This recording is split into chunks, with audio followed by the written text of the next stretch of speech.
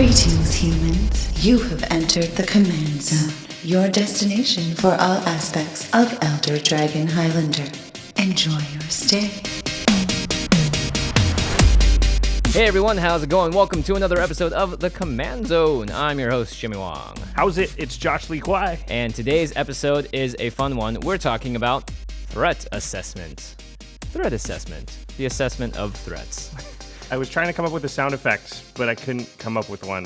I feel like it's like a shield getting hit by a sword or something. I don't know. Although I was thinking like a high-tech computer that was like the you know when you go to the Terminator's POV. Yeah. And it's like, dude, school teacher, and it sort of like doesn't worry about that, and then it's like, oh no, I see a weapon. That guy's got a weapon. Danger, danger, danger. And then that's what I was thinking. I see Kiki on the table, and yeah, the whole HUD turns red. We found the sound effect, everybody. It's it's a lot of beeps That's and boops. Clearly it's like a telemetry satellite, actually. This is not an endorsement to see that movie, by the way, because it looks terrible. Anyway, to get back on track, we also have a very special guest today. We have Graham from LoadingReadyRun on the podcast. Hey, Graham, how's it going? Hey, it's going very well. How are you both? Great. And finally, we have someone on the podcast that's also from the West Coast, which is great. We don't have to do some crazy time switches. This is actually the first podcast I have ever guest appeared on that has been in my own time zone. It's the best. I know the sun just set. It's like a little after 8:30. We can all go to bed at a reasonable hour, so very glad that happened. I'm actually going to go draft right after this. Oh, really? Nice. What are you drafting? We're drafting Dragon's Fate. It's a friend of mine had some store credit left, and it was my birthday on Saturday, so he was like, well, you know what I'm going to do? It's draft time. Nice. Happy birthday. Yeah. Thanks. And you got a full draft set out of it, clearly. I hope so. Yeah, that's kind of the, it has to be the continuation since your birthday was so recently. How do you like that format, by the way? There's been mixed opinions about it. I like it. I think I need to go back and try triple cons again, because I think I like triple cons a little better, but I like this better than Fate cons. I 100% agree. Yeah, Fate Cons was a mess. Fate Cons was not great, but Triple Cons was, I thought, awesome. I loved it. Did you open the bomb rare Y/N? Yeah, exactly. Yeah. It was just, that makes it less fun, really, because... And it's also like it's out of the first pack. Yeah, so. Exactly. I think also like the commons were so bad in Fate that like what you ended up doing was getting like 3 playables, and then most of the rest of that stuff didn't make your deck, which just doesn't feel that fun, especially in the first pack. Yeah. Mm-hmm. Yeah, exactly. It always felt kind of panicky after the first pack where you're like, I might have one really good card and then 2 or 3 other playables, and everything, like I need 18 more cards to fill out my deck here. It's way more secure from the other side when you have a deck and you're like, oh, look at this convenient card I can bring in that just makes it a little better instead of having to base your deck off of that. Instead, the pack is like, can I interest you in a variety of rune marks? Oh, God, yeah. There's always like 3 rune marks at the end of every pack, and you're like, I guess I'll take a blue one. I'm going to call those cards rune marks from now on. If it's just a worthless enchantment that adds some power, toughness, and a keyword. No matter what set it is? No matter what, because it happens in every set. It looks like there's actually quite a few of them in Origins. Yeah, actually, some of them say draw a card, which makes me excited. Actually, I think if you're going for sort of like, if you're looking to codify that kind of card in the same way that like a piker is a 2/1 for 2 or a bear is a 2/2 for 2. If you're looking to codify that, I think honestly Cluestone would be a better thing than Rune Mark. Because the Cluestones in Dragon's Maze, there was 10 of them. Oh yeah. They were so many, and you were like, this is not a key rune. No. The key runes were good. This is fine. Yeah, it's like those mana rocks you got as well. Like the banners. Yeah, the banners versus. Yeah. We should say, because we didn't even talk about it. So Loading Ready Run. Oh, right, of course. Yeah, we should go into what that is in case people. I'm sure most people do know who Graham is, but do you want to explain what Loading Ready Run is for those few listeners who may not know, Graham? I've been trying to figure out what Loading Ready Run is for 10 years now. We started in 2003 doing sketch comedy. And since then, we have sort of grown into a video production house. Depending on who I'm talking to, I'll say like, "Oh, we're a video production company," or I'll be like, "We're streamers and YouTubers." It depends entirely on the audience. But yeah. Relating to magic, we produce the show Friday Nights, which is basically a sitcom I guess you'd say, about our play group playing Magic. We produce that for Wizards of the Coast. We do our own podcast, which you should also check out, called Tap Tap Concede, which is a casual Magic podcast, because we are a bunch of filthy casuals. Welcome to the club. Welcome to the club. We're all taking that foil goif. That's the end of story. and we stream. We stream Magic every Thursday on twitch.tv/LoadingReadyRun. And you guys also do draft videos, right? Yeah, we do. We do draft videos for MTGO Academy every 2 weeks. And I used to do some on my own, but I haven't had time recently because we make a lot of things.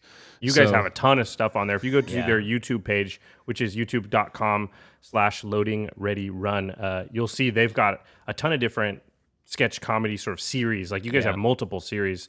They're not even all about Magic, which is, I think, great because, you can go there and watch the Magic stuff, but it also introduces you to like other just cool things where it's not so like narrow. And someone's streaming for you right now, right? Are they playing Civilization? I kind of caught like the tail end of it. Yeah, Cam is playing, because we're recording on Wednesday evenings, and it's Cameron's time slot. He's playing Civ 5.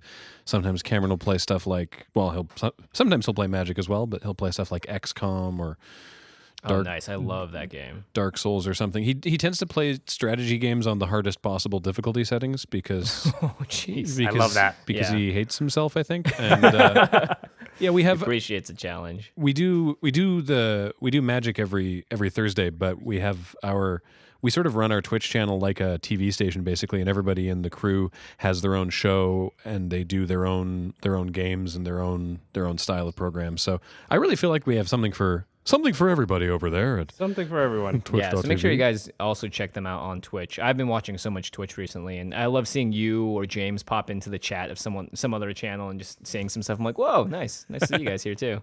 I will say too that your draft videos, I don't know if people aren't familiar, like a lot of times you guys do sort of stipulation drafts or just sort of crazy draft. If you don't know what a stipulation draft is, you guys will say, I don't know, I remember watching one once where you're like, wacky stipulations. You had to draft whoever had the coolest hat on. Yeah, that was whatever that was card one had of the coolest hat. That was one of our earliest, most famous ones. It was during Innistrad block. We had to pick the card with the best hat. There are a lot of hats in that set too. Innistrad had a strong hat meta. It was really good. Though we did find ourselves in the situation of having to take a I can't even remember the name of the card. I'll have to look it up. It's the card, it's like a single black. It gives the creature Undying. It's like a guy coming through like a trapdoor in the floor, and there was literally nothing else in the pack, and we're like, I guess this guy is wearing the trapdoor as a hat. It's amazing what you notice when you start looking at the cards, though. There's Saving Grasp, the single blue mana to bounce a creature to your hand, and then you can flash it back for a single white. And it's the guy falling off the cliff, and in the background his hat is flying away, and we're like, oh, there's a hat. That's amazing. What was the best card that had a hat that you were happy to pick? Oh geez, that's tough. There's so many. It was actually a pretty good deck. There's some just fantastic, like big tricorn, ridiculous looking hats. I thought you were gonna just say good cards in there, but you said tricorn instead. Yeah, that's amazing. Look, I'm just saying the hats were very strong.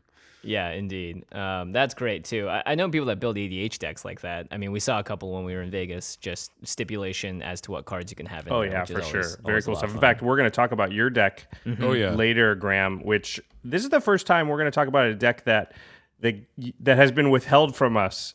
So Graham didn't want us to see it before we started talking about it because he wanted us to be surprised. So we're going to be learning about it just along with the listeners here. I'm excited. Yeah, that's actually really fun for us because normally we've broken it down and we know every piece. So we're going to be more like an audience member on this. I wanted you to be surprised. Yeah, I appreciate you allowing me that on your show that you allowed me to surprise you. Yes, it's gonna be great. It's gonna be like playing it for the first time. The card, by the way, was called Undying Evil. I had to look it up. Undying Evil. Man, I wouldn't know the name of that one because I never ever played it. We'll just call him Trapdoor Hat. Yeah, that's all that matters in this case.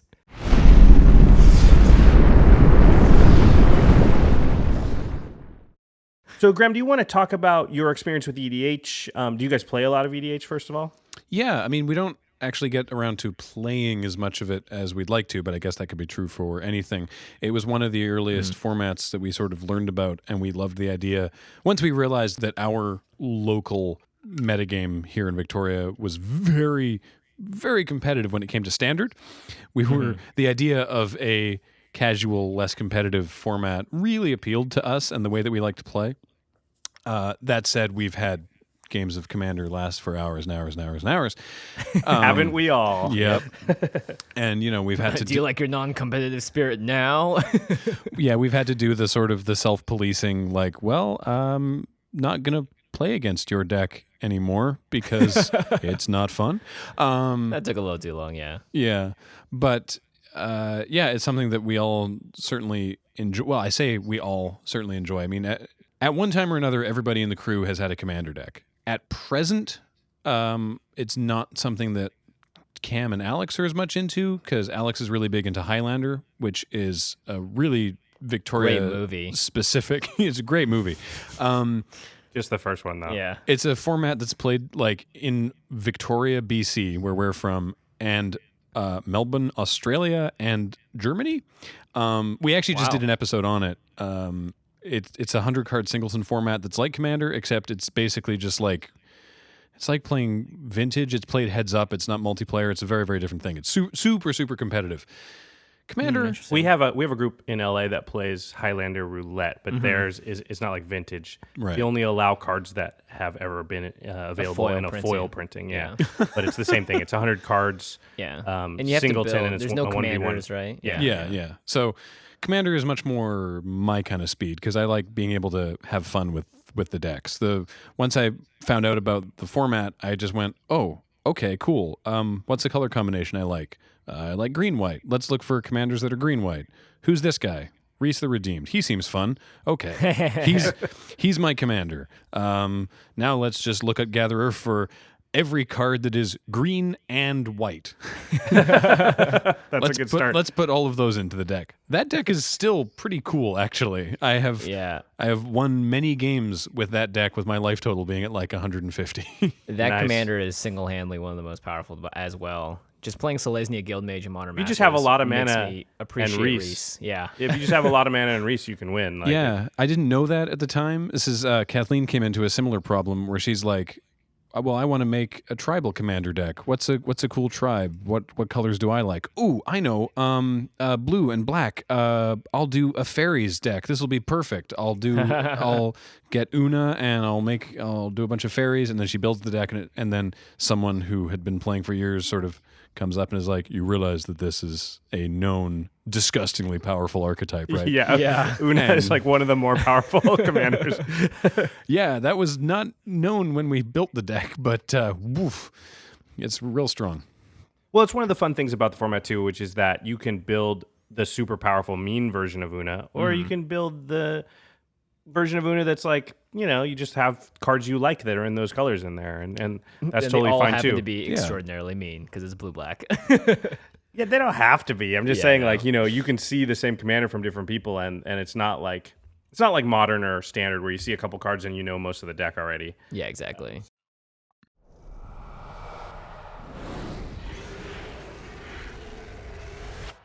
Okay, so let's get into our main topic here, which we're calling threat assessment. It's a topic we've been asked about a lot. We're going to cover it here, sort of.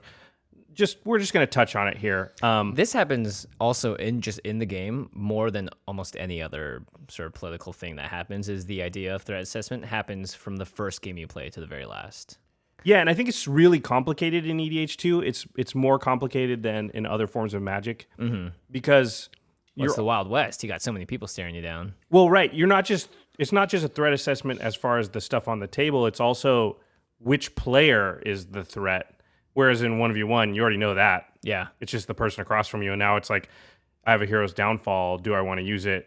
And if so, on what that they have? Now all of a sudden you're like, I have a hero's downfall. Do I want to use it on Jimmy or Craig or Alex? And which of their threats? And when and how am I going to do it?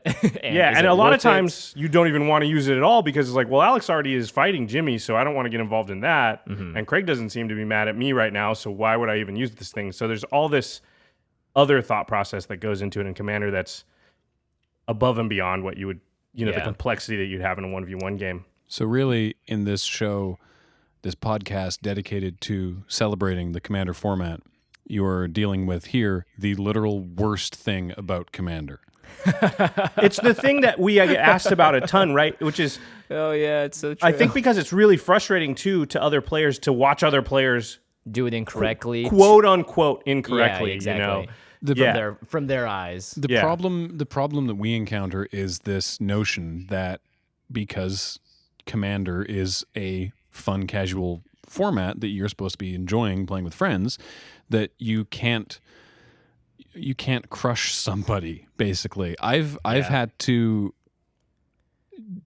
avoid games of Commander lasting hours and hours. I have had to be like, I'm deciding that I'm going to defeat this player because they are the weakest, and it will make the game end more quickly. Because too many times we've been like, oh, so-and-so's kind of hampered on land, so we're just going to sort of ignore them, and then they win.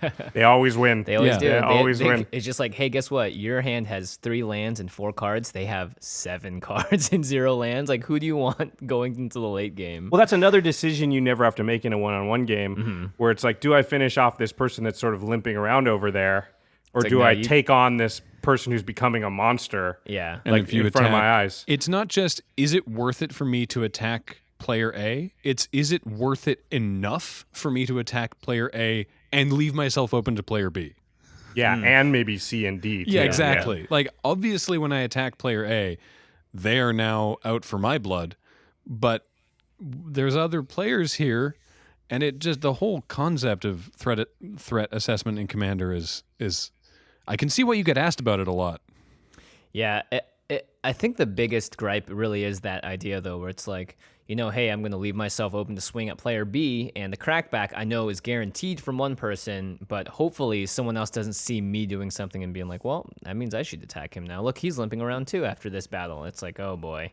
There's so much stuff that can go wrong as soon as you're the first person to take action, and everyone's always yelling at everyone else to take action. Like, you go first. That's why everybody wants to push somebody else to be doing the thing, because it takes care of the problem, but you didn't actually have to open yourself up to any retaliation if somebody else did it. Yeah, it's so interwoven with the politics of EDH.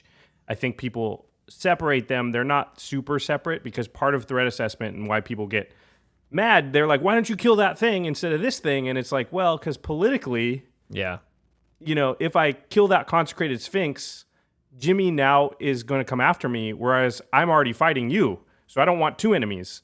So consecrated sphinx is powerful, but I have no chance to win 2v1. So also, he has 6 more cards than I do. I don't want to go against him anytime That's soon. Another thing I see all the time at the table, which is like, people want to attack the person in the best position, so they go, well, you look like you're the most powerful. I'm gonna go after you. And it's like, that's crazy. If let's say you were in prison, and for I don't know for why, all us Magic players, okay, let's say you were in a cage match. One of those old style like WWE cage matches. A cage match in prison. Okay, yes, I like this. Okay, this is getting even better. This is even better, yeah. And there's 3 other guys, and you're going to square off, and it's the last man standing. You're not going to just go up and hit the biggest guy. You're probably going to go after the guy that looks like you might be able to take on. So, when people attack the person that's in the best position, sometimes I'm like, well, that's kind of questionable. I wouldn't kick the giant in the toe necessarily. Yeah, sounds about right. Let's talk about some factors that you think about when you're determining who to attack, Graham. Now, you said just to end the game sometimes, and I think that's a perfectly reasonable, reasonable reason. Yeah, it's a very reasonable reason. Well, it's as reasonable as it gets. We get so caught up in like, well, I want to be fair, and I attacked you last turn, so this turn I'm going to attack this other person, and then no one's willing to. Like, everyone's like, well, we're all playing a competitive game, and we all know that we'll have to start attacking people eventually. So my hands are sort of tied, but I don't really want to be attacking anybody. And it's like, no. We'll be here all week. Like, someone's got to attack somebody someday. So let's start the process wherein we can get lunch eventually. Yeah. Yeah, because it feels like you're actually being mean when you attack somebody, but by ending the game faster, you might be able to play a couple more games, which is actually being nice when you think about it. Yeah. I think the idea that you are quote unquote being mean in a game where your job is to be the last person standing I think people take that like one step too far sometimes, where it's like, well, I'm just not going to attack anyone and it's going to be okay. And we'll talk about, that's one of the factors of threat assessment as well, is the pillow fort. Yeah. Well, Jimmy, what do you sort of calculate when you're deciding who to attack? Or it's not even just attack. Sometimes it's just make a move against. Make a move against, or maybe even just pay more attention to. Because one of the big things I found is good threat assessment means that you have a general like awareness of everything that's happening around the table, but you are focusing on the important things. So if someone just has like two things out that don't do anything synergistically with each other, the deck, that it's going to take a while for them to do something. You don't look at that. You look at the guy, for instance, in the beginning of the game that has 3 mana dorks out, that has a Fate Stitcher, and that has just put out a Gilded Lotus in turn 3, and you look at them and you go, okay, that person, because of ramp specifically, is the bigger threat at the table because they are holding a lot more power in terms of how much mana they can generate. That's one of the first things I look at in the early game. Now that changes drastically as soon as the game really starts going and everyone has access to like 10 lands. And as soon as everyone's at like cast insurrection status, ramp isn't as important. Yeah, I think that's fair. Unless they have a way to abuse it, like a Comet Storm or whatever. Mm-hmm. Graham, is there anything you look for when you're just looking around the table and trying to decide, like, sort of who to go after or who to make a move against? I can't think of anything general. I just know from, again, personal experience in our own play group, Matt tried to play a sliver deck once. Yeah, you can just stop right there. Once. And yeah, he played it. He tried to play it more than once, but it was always like, why do you guys keep killing all my stuff? And we're like, dude. They're all lords. If we don't, you'll win the game. We have to kill them before you get Crystal and Sliver down, or we're all effed. Yeah. Yeah, and I think knowledge of your opponent's deck is a really big thing. Mm-hmm. So if you play in a playgroup and you're playing with the same people and the same decks all the time, then that's part of playing the meta, but it's knowing like, this card hit the table. Well, just look at, like you said, look at their commander. If their commander is Sliver Queen, well, that might be the first deck you need, or at least you need to keep them under control constantly. Yeah. Well, that's the whole judge a book by its cover thing. And like we said, Kathleen playing an Una deck as like, originally it may have started very weak, but it doesn't matter. Like to someone that just sits down and only sees that and doesn't have prior knowledge of the person, because you can't really expect everyone you play against to have that. The commander is definitely one of the top threat assessment things. You just go straight into it. It's like, okay, who's going to kill me the easiest based on my commander and theirs? Oh, the Una deck was never weak. we just didn't know. She was just like, these all seem like good cards, and then we started playing with it, and we're like, oh, this is brutal. Yeah. Okay. Yeah, that makes sense. Well, another thing I would say is a lot of times there's a commander that like straight up counters your commander or your deck. So let's say you're playing Anafenza and I'm playing Carador. Mm-hmm. Well, I have to just come after you as hard as I can because I can't win the game against your deck, really. Or find a way to establish some kind of like, look, give me a couple, don't just play it out, et cetera, et cetera. But yeah, you're right. Like there are a lot of commanders that do that too, which is really fun. Yeah. Either in different colors or whatever, but yeah. Yeah, a lot of times my deck's really weak to tokens. Mm-hmm. And then Graham comes and sits down and he flips over Reese and you're like, okay, I can't beat a token strategy, so my only chance is to sort of get you out of the game fast. Yeah. Or early. And so sometimes that'll force your hand.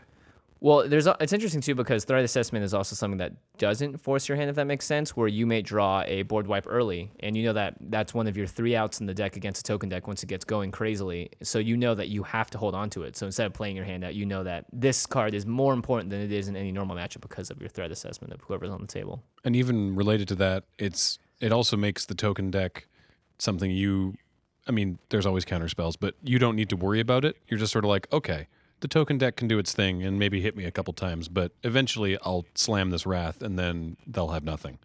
Right. Yeah. Right. And that's a really good position to be in too, because you don't know that the token deck's even going to come after you first. Mm-hmm. And the best position to be in is a position where like he made 1 million tokens and then he attacked Jimmy with them. This is great. This is fantastic. Yeah. I don't know why he didn't split his 1 million tokens up across all 3, but I'll take it. One piece of information that I see people continuously overlook is just the amount of cards someone has in their hand. Oh, yeah. I feel like people don't give enough weight in general to like the guy that's got, 12, 14, 20 cards. Yeah. And a lot of times his board won't look super impressive, but he's just holding a grip of cards, and it's like that guy's the problem. And, unless he's mana screwed, womp womp. Yeah, Just kidding. And if he's mana still the screwed, you got to problem. do what Graham said, which is get him out now before he Yeah. can cast all 20 of those cards. Yeah, it's very true. Oh, Pillow Fort is something we wrote down on the the outline, and this is really interesting because this is kind of similar to being mana screwed, except you're in a better position. It's orchestrated, it's right? orchestrated, yeah. You put this Pillow Fort up, and everyone's like, "Well, I'm just gonna bounce off of him. I don't want to pay extra mana to attack through his whatever." And so you're like, "Oh, sweet, excellent," and you get to build up your hand and not play stuff out as quickly, and you get to put. I mean, sometimes the most dangerous person is the person that no one's attacking for good reason. Yeah, I think most of the time, if everybody else is attacking each other and there's one guy and he's sitting there behind a propaganda, Yeah. that's probably the guy that's going to win the game. Because if everybody else is fighting each other, Oh, it makes his or her life just way easier. yeah, and if clearly their deck is built to take advantage of it. Otherwise, why'd they put propaganda in their deck? So, yeah, those cards are so powerful because they don't stop them from attacking each other. They just stop them from attacking you. Yeah, pretty much. Do you have any Pillow Fort players in your group or people that just love propaganda? Because I see Josh play that card almost every game, I swear. That or No. Ghostly Prison. Yeah, they're both amazing. No, we did an episode of Friday Nights about us playing Commander, and in the episode we scripted Jer to have a Feldegriff deck that was like yes. a group hug Pillow Fort kind of thing, and people were like, "Oh man, I want the deck list for that." And it wasn't a real deck, but then we for the DVD we did. Like he actually made a deck, and we did like a deck tech for it, and it's like, yeah, I'm totally up for letting you draw me a bunch of cards, but then when I have to kill you, now I don't know what to do. I tell you though, I have stolen more games of Commander with Fracturing Gust in that Reese deck. That card is real. What does it do? It casts for green and white mana. It was actually just reprinted in the Wrath. You're right. This card from the is vault. Yeah. insane. So it's 2 colorless and 3 hybrid green-white mana. For an instant, which is extra fun, destroy all artifacts and enchantments, and you gain 2 life for each permanent destroyed this way. Oh, yeah, that card is good. That is a house. Yeah. Oh my And gosh. I was just like, oh, this seems like it would be cool to put in my first Commander deck because it's green and white, so I'll put it in this deck. And then while playing various games, I was sort of like, oh, this card just wins me this game now. Yeah, you gain like 40 life off of it because everyone's just load. I mean, there's one thing I don't think people realize, and this because people take their artifacts and slide them down to their lands once they become just mana producers. It's like you don't realize that guy has like 3 mana rocks or whatever, but artifacts always crowd the table without you realizing it. And every deck's playing Mana Rocks because every Yeah. deck needs ramp, and if you're not in green, then you have to play Mana Rocks. So Yeah, definitely. you're just always going to Right. get 3 or 4 things from everybody. Why, yes, I will gain all that life, please. Yeah, Yeah. thank you. And just shut you guys down. Yeah, especially because you're able to, and again, we talk about this. Because you know what's going on the board, and you have a card that affects that. You can play around your own card, which is always powerful in EDH. All right. All right. Well, it's a good initial discussion about threat assessment. I mean, we're going to go too deep because we do want to talk about Graham's surprise deck. Yeah. And this is a topic that we can definitely return to, and we could spend an entire episode just covering 3 of the threat assessment things that happen, or 2. You know, it's very deep. And like the nice thing about having stories and your examples, Graham, is that there are so many things that Josh and I have just never seen happen before in games. So the more we play, the better we get at this sort of specific idea of threat assessment, but also just opens us up to more crazy options and things that I probably never would have expected to happen. I would say, though, one thing we hear a lot is people getting really frustrated with the other players for not playing the way they want them to, basically. And I would just tone that way down, folks. Yeah. Just tone that way, way down. Because part of actually maybe the thing that makes Commander so great is the unpredictability of social dynamics and how people react differently than you're going to react. If everybody played the game like how you play, you probably wouldn't enjoy it very much. It's a lot better to be playing a game against a bunch of people who are making decisions that are totally different than how you would make the decisions. Yeah. That's what's really fun about gaming in general. So, Gotta love the wild card. yeah, exactly. So So just tone down that frustration. That's what's causing a lot of the fun in the game. You don't really want to take that out. Yeah. Also, Magic is an expression of your individuality when it comes to EDH because your deck really is. It's like a test. It's like a Freudian. I don't know. You can look at the cards in the deck and be like, I think I get a better understanding of who this person is based on these cards. Oh yeah, for sure. I think in many ways you are sort of the decks you build and the way that you play the game. Yeah.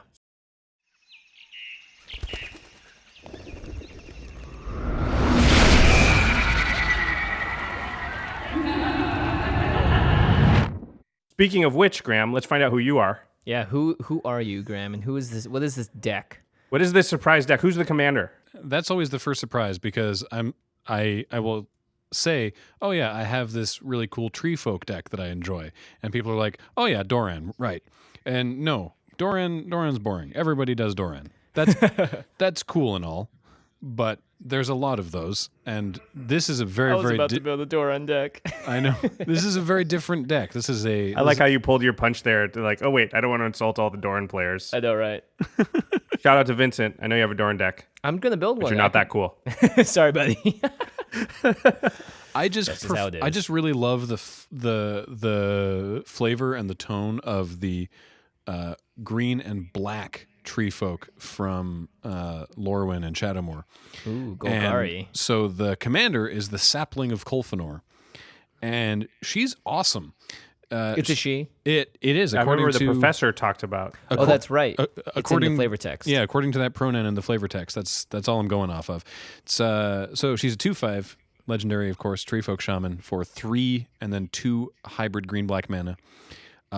Indestructible, which is really helpful. Oh yeah, indestructible Really? generals are great. It's the best. I didn't realize initially. I was just like, oh, this seems sweet. And then it turns out very, very good. And then this is the best ability. Whenever Sapling of Colfenor attacks, which you can always do because she's indestructible, reveal the top card of your library. If it's a creature card, you gain life equal to its toughness, lose life equal to its power, and then put it into your hand. Oh, interesting. So it's life gain and card draw. It does have a little bit of because it's a Treefolk. It's all about toughness here. I'm but, assuming you would never build the deck so that it had like a bunch of creatures with high power, low toughness. I mean, at the same time, though, it's not the worst because it is commander, and if you have a balance of the two, I guess. Well, we'll see what's going on. I mean, I have no idea what creatures are in this deck. Yeah, so, exactly. But I'm assuming based on that card that you want big butts, right? Every single card, every single creature is a Treefolk. Ooh, very nice. So it's full tribal. This is the most like oppressively on message commander deck I've ever made, and you'll see why when we get to the spells. But yeah, the creatures. Actually, in the list that's here, I should update it because it still lists Oakgnarl Warrior, who's totally boring. He's a 5/7 with Vigilance and Trample. He was replaced recently with the Twin Grove, the Colonia Twin Grove from M15. The one that Oh yes, that's right. It's power toughness equal to your forests, and you get 2 of them. Yep. Anyway, so yeah, everyone is a Treefolk, and there's only one of them that has an even power toughness. Every single other one is greater toughness than power. So if I hit a creature, I'm drawing a card and gaining at least 1, probably 2 or 3 life. Which is pretty great because you're doing that every turn. Yeah, it turns out the Sapling just combos well with Treefolk. Turns out. Yeah. I mean, that's why the Duran deck works too, is because of high toughness and the specific ability. Now, are there some standout creatures that you wanna talk about? Yeah, so you've got stuff like Bosk Banneret. It's 1/3 for 1 and a green, and it's Treefolk and Shaman spells cost 1 less to play. So you need one of these in every kind of these decks. Yeah. It's like the Dragon Speaker. Yeah, and Dragon there's one decks. for giants. And there's Orchard Warden is a 4/6 for 4 green. Whenever another Treefolk comes into play under your control, you may gain life equal to that creature's toughness. Ooh, boy. So you're definitely gaining a lot of life in this deck. Is that one of the main themes? Yeah, but not intentionally. It just sort of it comes up because that's what Treefolk want to do. It turns out. Very green and on color of them. Yeah, there's it's all about the number. When you cast Treefolk, how many tree folk you control, and how many forests you control are things that tree folk seem to care about. You look at the Dungrove Elder, power toughness equal to the number of forests you control. Seed Guide Ash, when it dies, you can search your library for 3 forests and put it into play. Holy crap, that's really good. Yes, very good. Especially if you have a way That's to amazing. recur that. Yeah. Or recur that, yeah. Thorntooth Witch is a tree folk that says whenever you play a tree folk spell, you can have target creature get +3/-3 until end of turn. It's a free nameless inversion. Yeah. That's really cool. Dauntless Dour Bark. Power toughness equal to the number of forests you control plus the number of tree folk you control. Just for the full combo. Is that often the biggest thing on the board then? Because it just doubles up on both of those? It's absolutely massive, yeah. Really cool creature, Heartwood Storyteller. 1 green for a 2/3. Whenever a player plays a non-creature spell, each of that player's opponents may draw a card. Oh, that's awesome. That's a That's commander really card. cool, actually. Yeah, That that's is a great commander card. I haven't seen that card in play before, but that is great. It puts in work. I Yeah. bet. I That bet. puts And then in it work. makes people not want to play non-creature spells, which is great. I'm assuming there's a lot of creatures in this deck since the Sapling wants to rip a creature card off the top of the deck. What do you have, like, about how many creatures are you running? 35. About a third? Yeah, about a third creatures, and some of them make other creatures. They bring friends with them. Like the Namata Grove Guardian makes friends. The Ambassador Oak comes with an elf. Some of them come with Sapperling. Some of them come with Kithkin. And then But they're all tree folk specifically. So you won't see no Creekwood Legion here. Yeah, exactly. Every creature actually. Yeah, it bums me out because there's stuff like Conifer Strider. Yeah. Oh, yeah. Flavorfully, perfect. Not a tree folk. He's an elemental, right? It's like, He's not. What? That's weird. He's I made know. of a tree. I know. He's literally a Conifer walking is a tree. Yeah. Yeah. That's just a flavor fail. I know. Yeah. Especially And- being from the Pacific Northwest, we're all like, come on, guys, come on. Make it a tree folk. And then you look Please. at stuff like Fen Deep Summoner, which is a 3/5 for 4 and a black, because the black tree folk. It's so much a cooler flavor, I think, than the white tree folk. You tap it, up to 2 target swamps each become 3/5 tree folk creatures until end of turn. Oh, that's awesome. That is awesome. So I get to animate my swamps. And I do, of course, have just for nostalgia value, a beta copy of the Ironroot Tree Folk. I was going to say, you got to have the Iron Root. It does nothing. It's just But it's the first. It's the OG. yeah, Oh exactly. my gosh, that art is absurd. This is the new art we're looking Really? at. The old Oh, art interesting. is not great, but it's beta. So what do you expect? Yeah. What's the new art? When you say new, It's like two. oh yeah, folk. those are weird. Yeah. No. No, You want the no, one you that's gotta go just- with the. it's You just gotta a go f- with the original. just a face on a tree, and a lot of them have protection 2 of them. from artifacts, or do well for you if your opponent has artifacts, which is fun. You just have natural artifact hate already in the deck, which is great. Yeah. Yeah, that's the one. Right Oh yeah, now I see him. Yep. That's the truth. That guy reminds me of that boss in Kirby that you have to spit apples back at. I don't know if you guys know what I'm talking Yeah. about. So what are So- some of the non-creature spells that because you So don't have a this lot of is- slots, right? Yeah, so this is where it gets interesting because I really wanted to make this as flavorful as possible, and so I am running a lot of suboptimal removal just because it fits thematically. Oh, so interesting. there's stuff that's good, like for spells. There's Reach of Branches, which of course is a tribal tree folk, so that counts as a tree folk. You just get a tree folk token into play, and whenever you play a forest, you get this back from your graveyard. Wow, that's really good. Yeah, Reach of Branches is nuts. It's an instant for 4 and a green. And of course, there's stuff like Lignify, which is a tree folk aura, which is a 1 and a green for an enchantment creature, and the creature becomes a 0/4 tree folk with no abilities. Ooh, it's removal. It is. It's kind of like Song of the Dryads. A little. It doesn't do any permanent, but yeah, Yeah. that's pretty good removal for green. But then for my actual removal, I've got stuff like Cankerous Thirst, because the art on it is a tree folk just devouring an elf. And it's the one that it's 3 and a hybrid green-black. If you spend black to play it, a creature gets -3/-3. If you spend green, a creature gets +3/+3. And if you spend both colors, then you get both effects. Hey, that's pretty nice. I mean, it's not normally a card you would play in Yeah, in Commander, EDH, but yeah. because there's a evil-looking tree on it, then you're compelled to, right? Yeah, it's definitely a tree folk. I've got the Golgari Germination, which is whenever a non-token creature you control dies, you get a 1/1 Sapling, which is just because the trees are rotting and turning into things. Rending Vines. It's 1 green, destroy target artifact or enchantment. If its converted mana cost is less than or equal to the number of cards in your hand and draw a card, it's not good. What the heck? It's an arcane spell from Kamigawa, but it's just because it's plants destroying And it's stuff, got right? vines. Yeah, it's vines. Wow. It's vines wrapping somebody up. I So guess, how did you something. find all these cards that were I just specifically did on flavor? I just did a lot of looking through Gatherer and stuff. That's why I've got like Weed Strangle, which is a destroy creature effect for 5 that you also clash. Root Grapple, to be fair, is really good. It's because it's actually a Treefolk card. It's 4 and a green tribal instant Treefolk. Destroy target non-creature permanent. If you control a Treefolk, draw a card. That is actually amazing. That's actually pretty good, in this yeah. deck. Yeah, it's very, foreign- very good. Non-creature permanent. I mean, that's pretty big. You can get rid of a planeswalker with that thing. Yeah, and then there's like murder and some stuff in here. I need to actually change some of these spells out. Now, for do you have something a little any- bit better?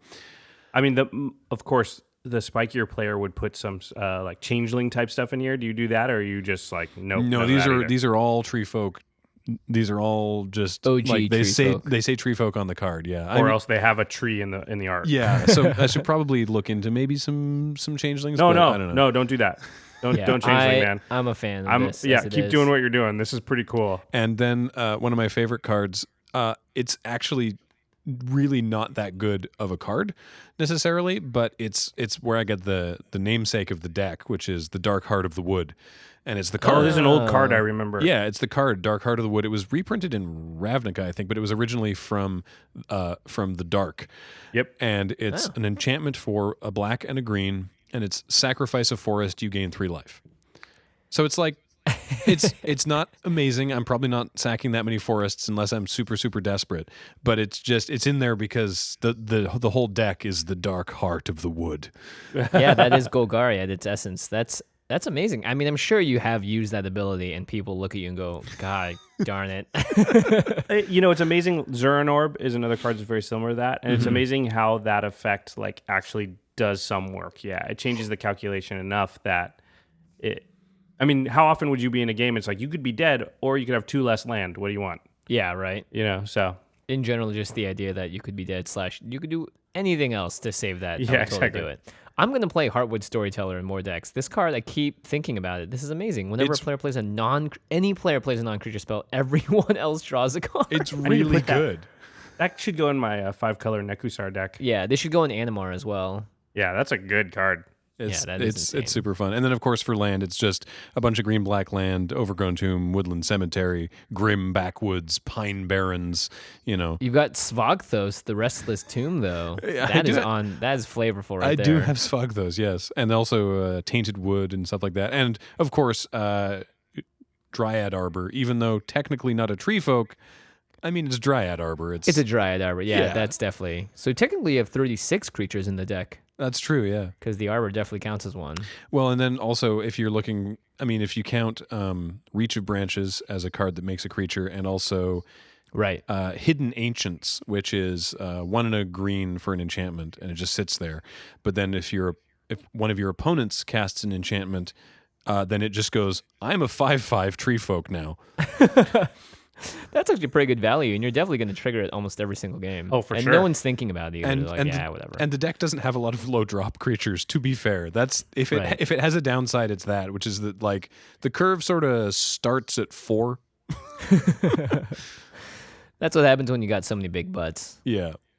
Have you looked at the card Gaia's Touch? Because I want your ruling on if this is a tree folk or what the heck this is. I think I might have. I can't remember. I'm going to look it up right now. Except I'm going to spell it correctly. How is it spelled? GAEA''S. Yes. Wow, this is an old card. Oh, yeah, this Josh. one.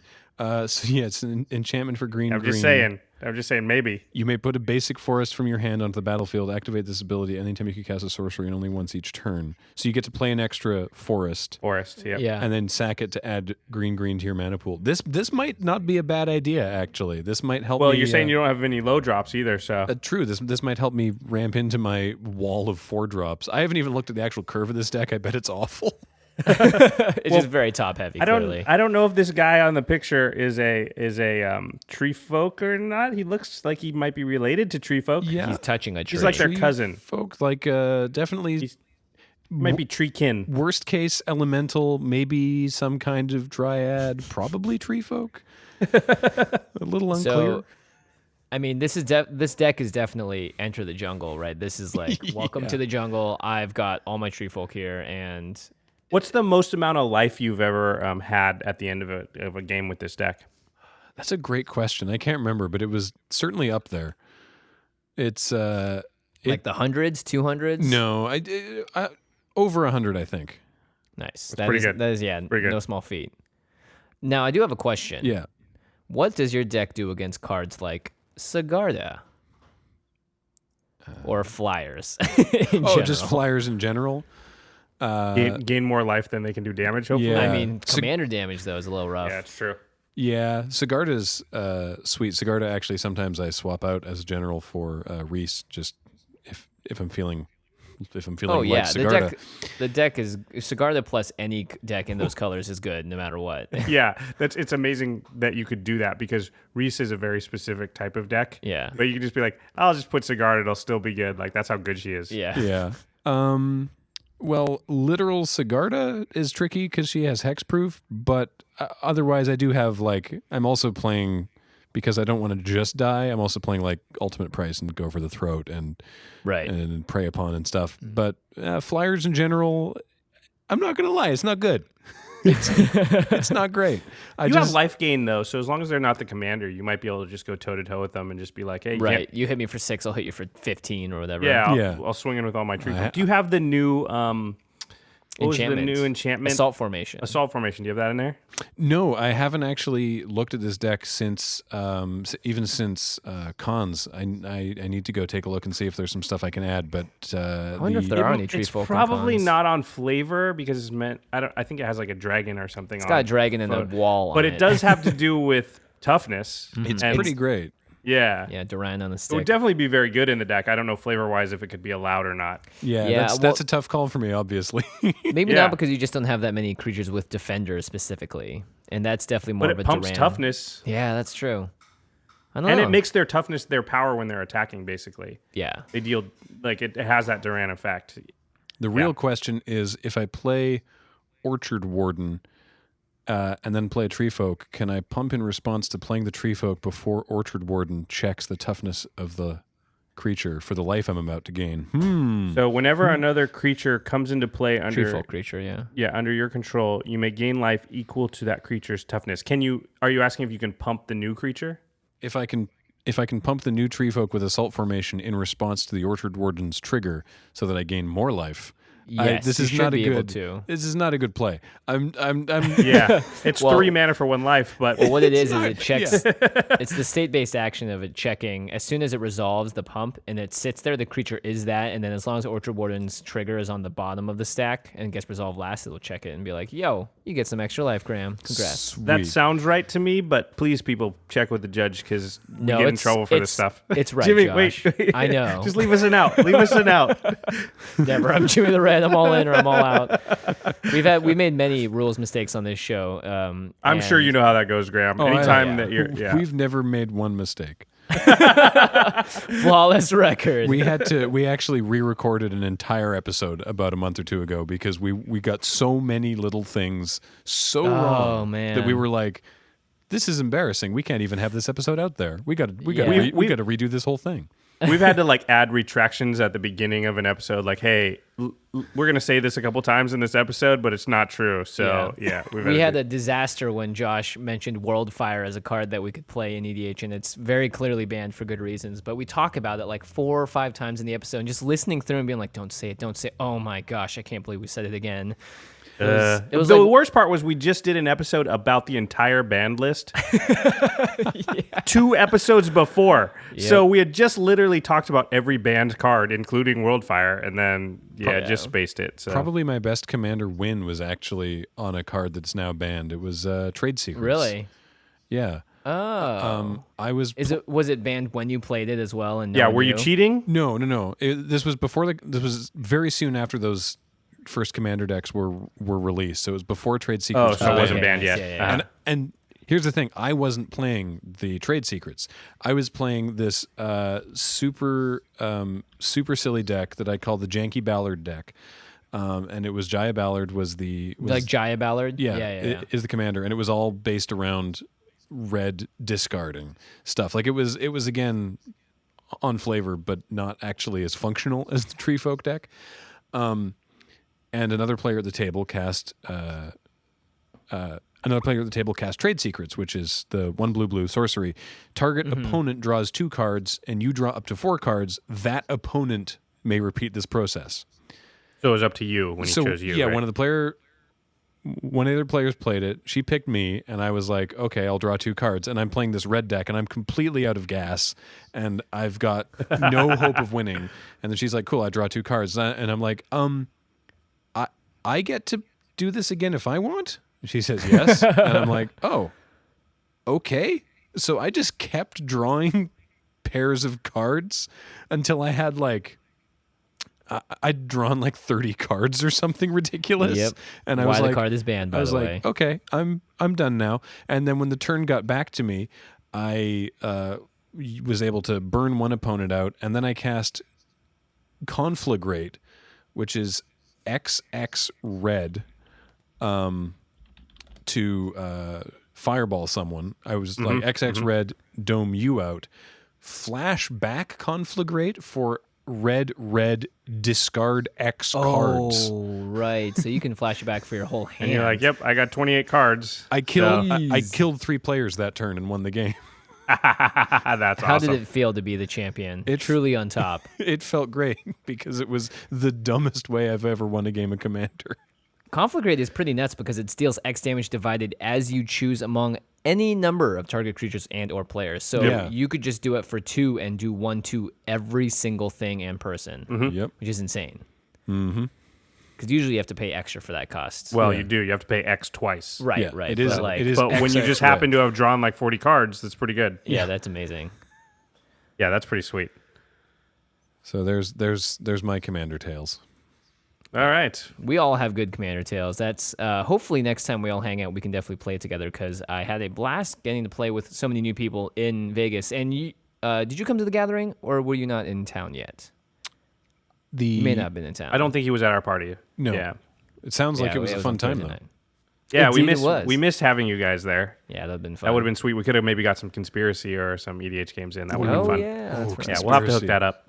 Have you guys maybe next time I'm Conspiracy a up lot? visiting my sister in Canada. Conspiracy is probably one of our favorite draft formats.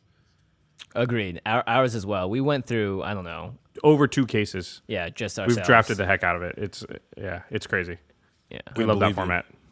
Yeah, we love that format. We cheated a little. We started mixing it in with whatever the current set was, so we have 2 packs of Conspiracy and 2 packs of Cons, maybe. Yeah, just to mix it up a little bit, but it always works out really well, which is awesome.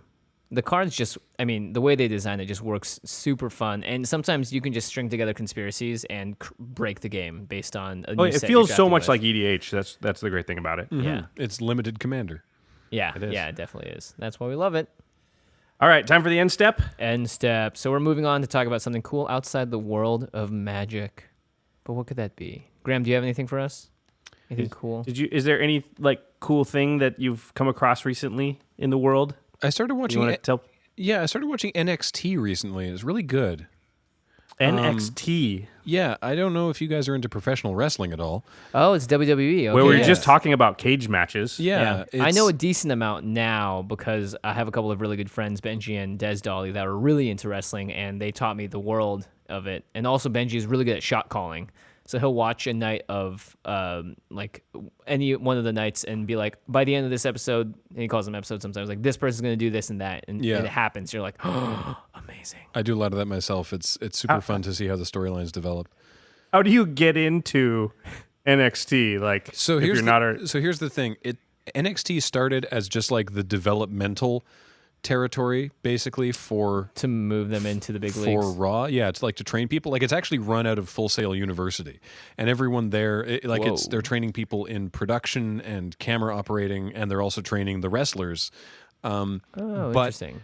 But basically, Triple H, who's now in a corporate role at WWE, sort of also secretly turned it into his own wrestling promotion that Vince McMahon doesn't have control over. Basically, I mean, obviously he ultimately does, but it's like I don't know if you're familiar with the concept of a backdoor pilot on a TV series, but he basically did that with NXT, and it's really good and a lot more entertaining than the main roster. The only problem I have is that the only place to watch it is on the WWE Network, which we can't really get in Canada because it is tied to cable companies, and it is stupid and dumb. It is stupid and dumb, as are most cable company But thanks things. to the wonders of the internet, I'm sure you found a way. We're not going to talk about how I'm watching this. I'm just saying. I call you every weekend and I tell you what happened on the show. Exactly. But yeah, it's really good wrestling. It's fun stuff. That is Very cool. And it's also, I think, it's a little more raw, right? I mean, not to use the word because that's what they're trying to get to. Yeah, but they're all trying to prove themselves, so it kind of has that same. There's a lot of reality. like the fighting up-and-comers. shows, that have exactly. a similar concept. That's cool. Yes, in before comments that wrestling is fake. Oh yeah, of Yes, course. Guys, I know. We know wrestling- this. We know this. Yes. That's why I watch it. Yeah. It's, Also, all the Marvel movies are fake. what? What? Yeah, Iron Man. but they're still entertaining. No, I don't but know. Now that I know. but Iron Man was real. Oh man. Let me tell every you, I kid have had wants to be more Iron Man. entertaining conversations with people who check me in at hotels since the Avengers movies, because my last name is Stark. Oh wow. I would have That- thought Game of Thrones would have done it. Yeah. More mainstream people are aware of the Avengers than they are. Yeah, of- that's a of good Game point. of That's a Thrones. good point. I got Are they into a like- discussion with someone once. They're like, "Hey, all right, like Tony," and I'm like, "Yeah," or Eddard, and they're like, "Well," and I'm like, "What? What's wrong with Eddard?" And they're like, "Well, Tony Stark's a billionaire." I'm like, "Eddard Stark was the king of the North," and they're like, He well, did get his head chopped off, though. Oh, sorry, spoilers. Yeah, if they're you like, don't know "Well, that he by didn't. now." He didn't really live through season 1," and I'm like, "That's cold. That's cold. That is cold. And Well, that it's doesn't cold- make it's him cold in the any north. less cool of a person either. Cold in the north. I would like a non-smoking room, please." And the guy's like, Tony's been to space. Has Eddard been to space? Fine. Every Stark is cooler than me. Leave me alone. Pretty much. Well, Graham, hey, thanks so much for coming on the show. We'll have to have you back sometime, especially if you have another awesome deck like this. I'm working on something equally stupid, but I don't think it'll actually be as playable. playable, schmayable, man. Yeah. Josh made a deck with 33 or whatever Shadowborn Apostles, so you can play anything. If you Hey, put that your deck heart is into it. good. You kicked my butt with it. It is good. Yeah. And I was amazed because it survived like 3 board wipes. I was like, I'm done. But I managed to come back each time. So Nice. All right, you can find Graham's Twitter is Graham_LRR, and you can go to loadingreadyrun.com, and you can also find Loading Ready Run YouTube/LoadingReadyRun. And you can find them on Twitch at twitch.tv/loadingreadyrun. You guys do so much content. It blows my mind how much you guys can actually get done. And you guys are a huge part of the community too, which is great because I think it's awesome to have people that represent numerous different games and just sort of the nerddom in general. Because, our friend like Revan Fuego does a great job of it on BJJ's Geek Nation. They just sort of talk about the breadth of stuff, which is awesome. So big ups to you guys. Well, sweet. Thank you. It was super fun talking about my dumb deck. I would love to come back at some point. I'd love to play at some point. Yeah, we need to play. Oh, definitely. But also, yes, come back on. Sweet. All right. Shout out to our sister podcast, The Masters of Modern. Definitely check them out there on rocketjump.com right next to us. You can follow them at the MMcast. Our editor is Eli Cuevas. Special thanks to Geoffrey Palmer, who is at Living Cards MTG. He does a lot of the animation for our videos. So go check us out on YouTube if you want to see that. Yeah, that's right. Subscribe to us on the YouTube channels. We are not as, I don't know, we don't proliferate as much as the Loading Ready Run boys and girls, but we do have our videos up every week. So you can watch a video version of our podcast and, not do your work at work. You can do your work, and it can still be on the screen. Yes. And actually, you just play all of them in a row, and then leave your computer on overnight and just go through the whole playlist so we can. Oh, wow. I'm just kidding. All right, everybody. Thanks for listening. And we'll see you next time. Peace.